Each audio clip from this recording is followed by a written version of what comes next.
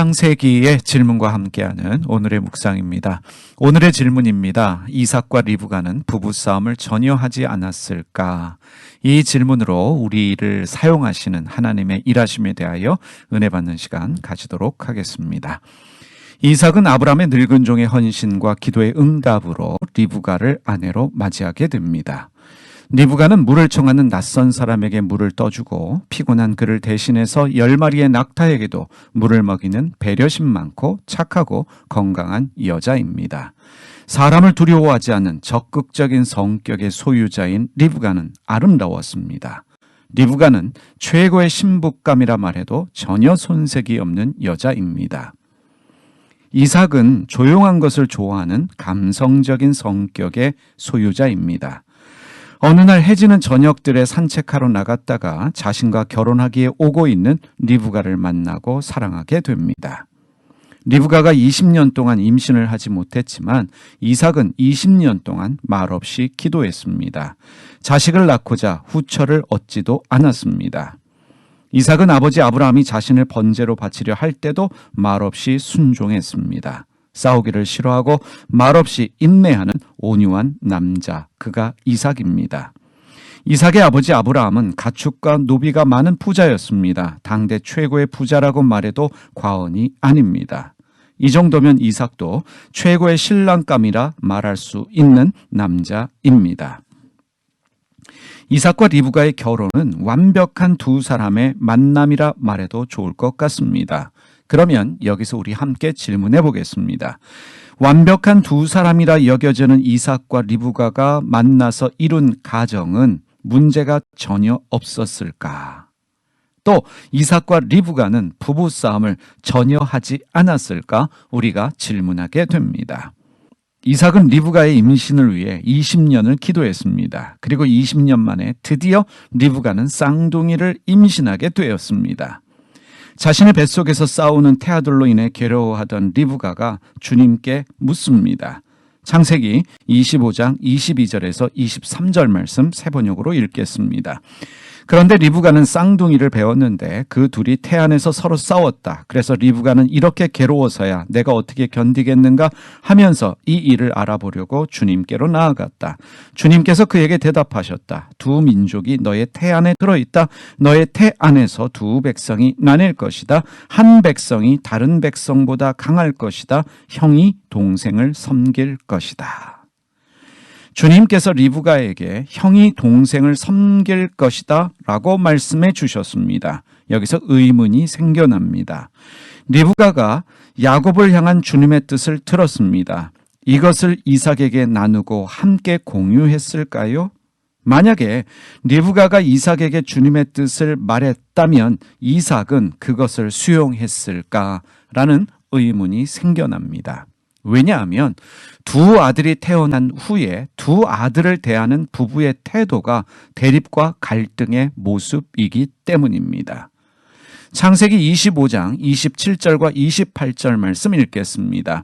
그 아이들이 장성함에 에서는 익숙한 사냥꾼이었으므로 들사람이 되고 야곱은 조용한 사람이었으므로 장막에 거주하니 이삭은 에서가 사냥한 고기를 좋아하므로 그를 사랑하고 리브가는 야곱을 사랑하였더라. 아버지 이삭은 집 밖에서 지내기를 좋아하는 노련한 사냥꾼이 된 에서를 사랑합니다. 에서의 요리를 좋아하고 에서와 일방적인 대화를 합니다. 그러면 당연히 작은 아들 야곱은 상처를 받을 수밖에 없습니다. 욕심 많고 경쟁적이며 속이기를 잘하는 야곱의 성격은 아버지로부터 받은 상처가 원인으로 작용했을 수도 있지 않을까 우리가 생각하게 됩니다. 편애는 자녀에게 상처를 주게 됩니다. 자녀의 건강한 인격 형성에 부정적 요인으로 작용합니다.